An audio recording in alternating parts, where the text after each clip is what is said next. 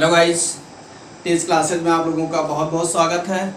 और आज हम लोग क्या पढ़ने वाले हैं। आज हम लोग जैन धर्म का दूसरा पार्ट पढ़ने वाले हैं। पहले पार्ट में हम लोगों ने जैन धर्म के बारे में पढ़ा था। जैन धर्म का प्रारंभिक इतिहास पढ़ा था और जैन धर्म की जो प्रारंभिक स्थितियां थी, मतलब जैन धर्म का प्रसार और कई शब्द मतलब संबंधित शब्दों के बारे में हम लोगों ने पढ़े थे। अब आज हम जैन धर्म को आगे बढ़ाते हुए जैन धर्म से संबंधित चीज़ों को ही पढ़ने वाले हैं। तो आज हम लोग क्या पढ़ेंगे, जैन धर्म के, आज हम लोग पढ़ने वाले हैं जैन धर्म के 5 महाव्रत। इन चीज़ों को पढ़ने वाले हैं। आज हम पढ़ने वाले हैं जैन धर्म के 5 महाव्रत। पिछले क्लास में हम लोगों ने जैन धर्म के आचरण को पढ़ा था और जैन धर्म के जो तीर्थकर होते थे उनके बारे में पढ़ा था। तो ये सारी चीज़ें पढ़ा था। आज हम लोग पढ़ेंगे जैन धर्म के महाव्रत। महावीर स्वामी जो 24वें तीर्थकर थे जैन धर्म के, उन्होंने जैन धर्म के 5 महाव्रत दिया था। वो क्या क्या था, और क्योंकि ये परीक्षाओं में आता है, डीएलएड की परीक्षा में आता है कि जैन धर्म के महाव्रत कितने हैं और उनका वर्णन कीजिए, तो ये आता है। तो इस तरह से आज हम महाव्रत को देखने वाले हैं। जैन धर्म के 5 महाव्रत हैं। कह सकते हैं पहला महाव्रत है अहिंसा। और दूसरा महाव्रत कह सकते हैं आप, तो ये 3 व्रत हो जाते हैं। तीसरा क्या हो जाता है, अस्तेय। तीसरा हो जाता है अस्तेय। और चौथा महाव्रत क्या होता है, अपरिग्रह। और 5वां महाव्रत क्या होता है, 5वां महाव्रत हो जाता है ये ब्रह्मचार्य। 5वां महाव्रत हो जाता है ब्रह्मचार्य। तो महावीर स्वामी ने जैनियों को 5 महाव्रत दिया था। कौन कौन से महाव्रत दिया था, अहिंसा, मतलब उन्होंने बोला कि जैनियों को, जैन धर्म का पालन करने वाले जितने भी लोग होते हैं उन्हें अहिंसा से बचना चाहिए, अहिंसा से दूर रहना चाहिए, अहिंसा नहीं करना चाहिए।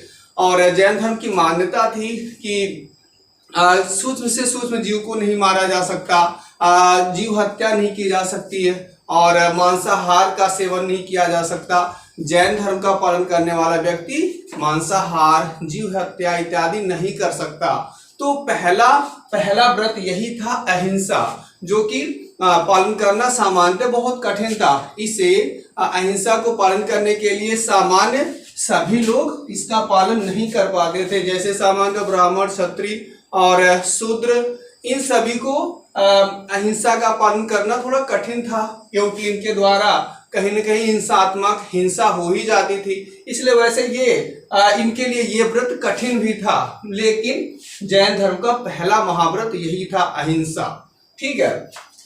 दूसरा बड़ा महाव्रत था सत्य। दूसरा महाव्रत था सत्य। इन्होंने कहा कि सत्य का पालन करना चाहिए, सत्य के अनुसार रहना चाहिए, हमें सत्य बोलना चाहिए, सत्य पे आधारित हमारा जीवन होना चाहिए। ये जैन धर्म का दूसरा महाव्रत था। अच्छा, तीसरा महाव्रत क्या था, अस्तेय। तीसरा महाव्रत था अस्तेय। अस्तेय का मतलब ये था कि हम किसी दूसरे की चीज को बिना बताए नहीं हासिल करने की इच्छा करनी चाहिए। किसी दूसरे की चीज को हमें लेने का प्रयास नहीं करना चाहिए बिना उसकी अनुमति के, या चोरी से, चुपके से किसी दूसरे की चीज को नहीं लेना चाहिए। ऐसा व्रत या ऐसी प्रवृत्ति हमारे अंदर होनी चाहिए। ये जैन धर्म का तीसरा महाव्रत बताता है। तीसरा महाव्रत यही करता है कि हमारे अंदर अस्तेय होना चाहिए, मतलब हमें किसी दूसरे की संपत्ति, दूसरे की चीज के प्रति लालच नहीं होनी चाहिए, किसी दूसरे की चीज को हासिल करने का प्रयास नहीं करना चाहिए उसकी अनुमति के बिना। ये अस्तेय कहता है। अच्छा, जैन धर्म का जो चौथा व्रत था ये सबसे कठिन, और ये था अपरिग्रह। ये कहता है अपरिग्रह मतलब हमें किसी दूसरे की संपत्ति, दूसरे की चीज को न ही हड़पने का प्रयास करना चाहिए, न ही हमें जरूरत से ज्यादा संपत्ति इकट्ठा करने का प्रयास करना चाहिए, बहुत ज्यादा धन दौलत इत्यादि हासिल नहीं करने का प्रयास करना चाहिए। हमें एक सामान्य जीवन जीने का प्रयास करना चाहिए, ऐसा जैन धर्म का चौथा व्रत कहता है। और जिससे ऐसा करने से ही हम सांसारिक दुखों से दूर हो सकते हैं और सांसारिक कष्टों से हम दूर बच सकते हैं, ऐसा जैन धर्म का चौथा महाव्रत कहता है। जैन धर्म का पांचवा महाव्रत क्या है? जैन धर्म का पांचवा महाव्रत क्या कहता है? ब्रह्मचर्य। जैन धर्म का पांचवा महाव्रत बताता है कि हमें ब्रह्मचर्य का पालन करना चाहिए। मतलब ये जैन धर्म के अनुसार ये कहा गया है कि हमें अपनी वासनाओं, तृष्णा, इच्छाओं इत्यादि पर इन चीजों पर अंकुश रखना चाहिए। इन चीजों पे अंकुश रखना चाहिए, वासना, तृष्णा इत्यादि पे अंकुश रखना चाहिए और इनको अपने बस में रखने का प्रयास करना चाहिए और बस में रख करके जीवन जीना चाहिए। यही पालन करना ही ब्रह्मचर्य कहलाता था तो जैन धर्म के अनुसार। तो आपने देखा होगा जैन धर्म के हमने महाव्रत बताया। अब जैन धर्म आप जानते ही हैं प्राचीन धर्म है, तो इसका प्रचार प्रसार कैसे होता है? जैन धर्म को महावीर स्वामी ही सबसे ज्यादा आगे बढ़ाते हैं, सबसे अधिक इसका प्रचार प्रसार करते हैं। तो थोड़ा हम ये देख लेते हैं जैन धर्म के विकास के कारण, कैसे जैन धर्म का विकास होता है, कैसे इसका प्रचार और प्रसार होता है, ये देखते हैं।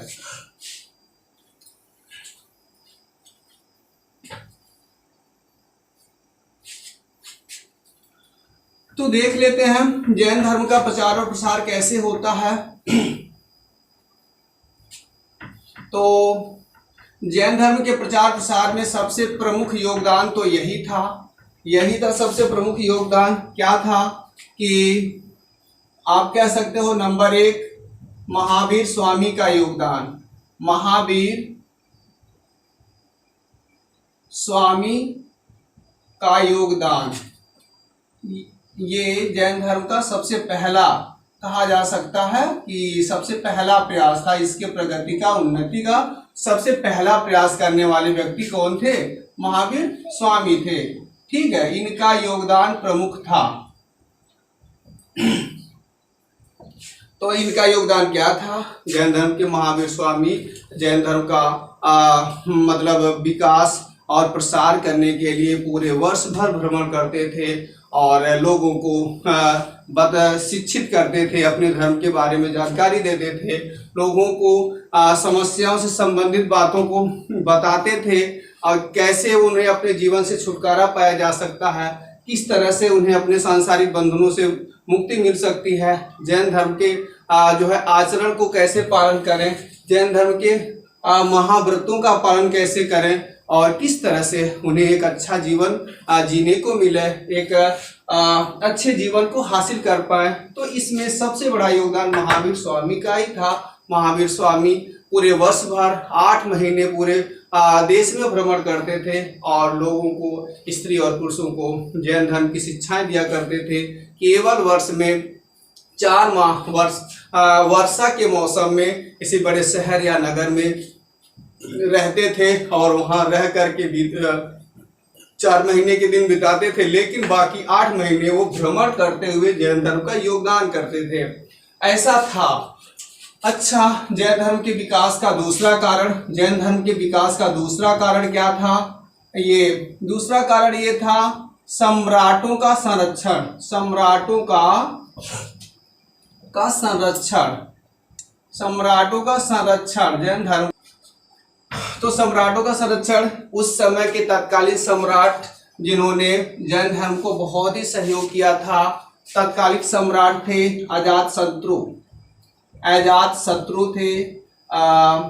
ये जैन धर्म के प्रारंभिक, पहले कहा जाए तो पहले सम्राट थे जिन्होंने जैन धर्म को अपनाया था और इन्होंने इसका प्रचार प्रसार चारों तरफ करवाया था, अपने स्तर से करवाया था, अपने राजकीय व्यवस्था के साथ करवाया था। इस तरह से जैन धर्म बहुत तेजी से प्रगति किया। इसके अलावा ये बहुत सारे शासक थे जिन्होंने उदयन था, और इसके अलावा चंद्रगुप्त मौर्य थे जिन्होंने जैन धर्म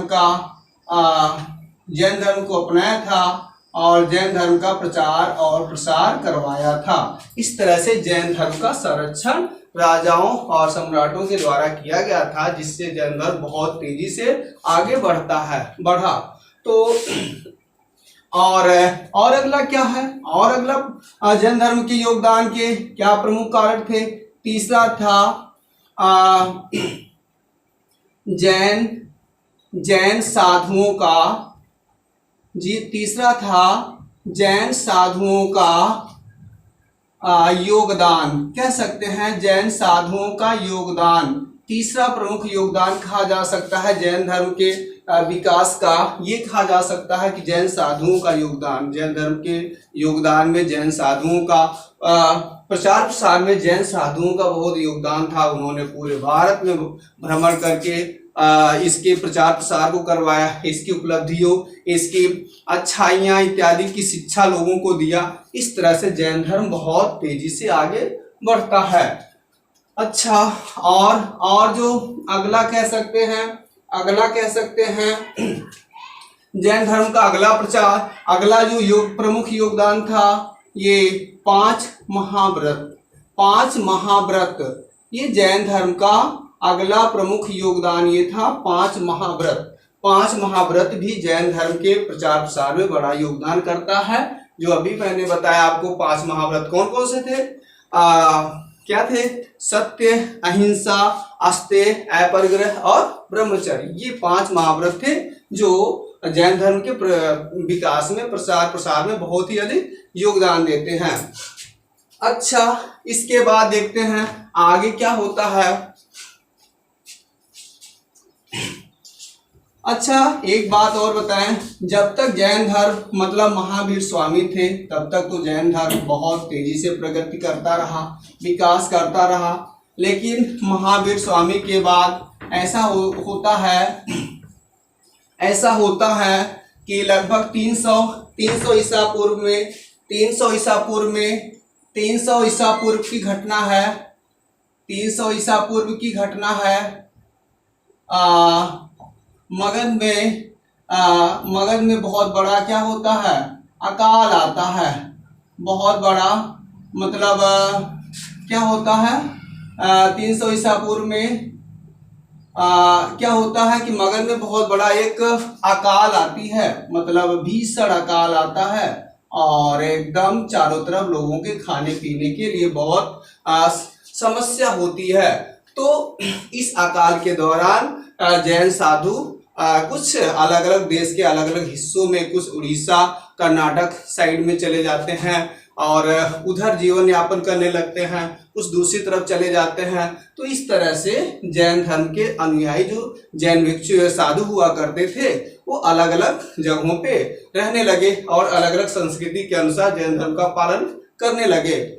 लेकिन हुआ क्या, जब भीषण अकाल खत्म हो जाता है और भीषण अकाल खत्म हो जाने के बाद ये सभी जैन साधु आपस में फिर मिलते हैं। लेकिन होता क्या है कि इनमें आपसी मतभेद हो जाता है। इनके अपने जो है अपने जो मत थे जैन धर्म के पालन के प्रति, इनमें क्या मतभेद हो जाता है और मतभेद के फलस्वरूप जैन धर्म 2 भागों में बंट जाता है।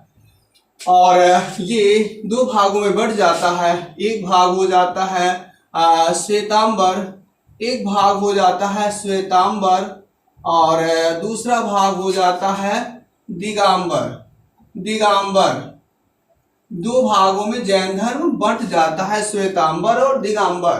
तो श्वेतांबर और दिगंबर, श्वेतांबर के जो मानने वाले भिक्षु साधु थे उनमें प्रमुख थे स्थूलभद्र जो प्रमुख जैन साधु थे, जिन्होंने श्वेतांबर को इसका शुरुआत किया और इसके ये बन गए, मतलब इसके प्रमुख ये बन जाते हैं और दिगंबर के प्रमुख बन जाते हैं भद्रबाहु, इसके प्रमुख भद्रबाहु बन जाते हैं। इस तरह से जैन धर्म लगभग 300 ईसा पूर्व में ही दो भागों में बट जाता है, एक हो जाता है श्वेतांबर, एक हो जाता है दिगंबर। अब श्वेतांबर नाम से ही पता चल रहा कि जो लोग श्वेत अंबर मतलब श्वेत कपड़े पहनते थे, सफेद वस्त्र धारण करते थे, उन्हें श्वेतांबर कहा जाता था। इसके प्रमुख स्थूलभद्र थे, इसके मतलब चलाने वाले प्रमुख स्थूलभद्र थे। और दिगंबर वाले ये कहते थे, इनकी सोच थी कि दिशाएं ही हमारी अंबर हैं, मतलब चारों दिशाएं ही हमारी अंबर है, मतलब इन्हें और किसी अंबर की जरूरत नहीं थी, कपड़े की जरूरत नहीं थी, इन्हें ये अपनी दिशा को ही अपना वस्त्र मान बैठे। तो क्योंकि दिशाएं तो हर जगह होती थी, इस तरह इन्हें हर जगह वस्त्र मिल जाता था और ये निर्वस्त्र रहने लगे। और इस तरह से ये निर्वस्त्र रहना सीख जाते हैं और निर्वस्त्र रह करके प्रचार प्रसार करते हैं। तो ये क्या होते थे, दिगंबर वाले। तो इस तरह से वैसे जैन धर्म की दो संगीतियां भी हुई थी। एक संगीति 300 ईसा पूर्व में हुई थी, 300 ईसा पूर्व में, और दूसरी 600 ईस्वी में हुआ था। का नाम प्रियदर्शिनी था। क्या था?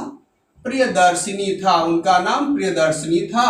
और उनके पति का नाम था जमाली, उनके पति का क्या नाम था? जमाली था। ठीक है, जमाली। इन्होंने सबसे पहले ये जैन धर्म को अपनाया था, इन्होंने ही सबसे पहले जैन धर्म को अपनाया था। और इसके बाद से धीरे धीरे बहुत सारे लोग जैन धर्म को अपनाते रहे और जैन धर्म बहुत आगे बढ़ता है, फलता फूलता रहता है। वैसे जैन धर्म की जो भाषा थी, जैन धर्म की भाषा प्राकृत हुआ करती थी। कौन भाषा होती थी? प्राकृत। मतलब जैन धर्म महावीर स्वामी अपना मतलब लोगों को शिक्षा प्राकृत भाषा में देते थे, उस समय प्राकृत भाषा ही चलती थी। तो इस तरह से कह सकते हैं कि आज हम आप लोगों को जैन धर्म से संबंधित जो बाकी बचा हुआ भाग था सारा बता दिए और इन चीज़ों को पढ़ें, वीडियोस को देखें, जिससे ये चीज़ें आपको समझ में आए और समझ में आने से याद भी हो जाएगा। और इससे संबंधित जब प्रश्न बनते हैं तो इन्हें आप लिख सकते हैं। तो आशा करते हैं वीडियो आपको बहुत अच्छा लगा होगा और वीडियो को सपोर्ट करने के लिए प्लीज़ कमेंट भी करें और वीडियो को लाइक करें और चैनल को सब्सक्राइब करें। जय हिंद।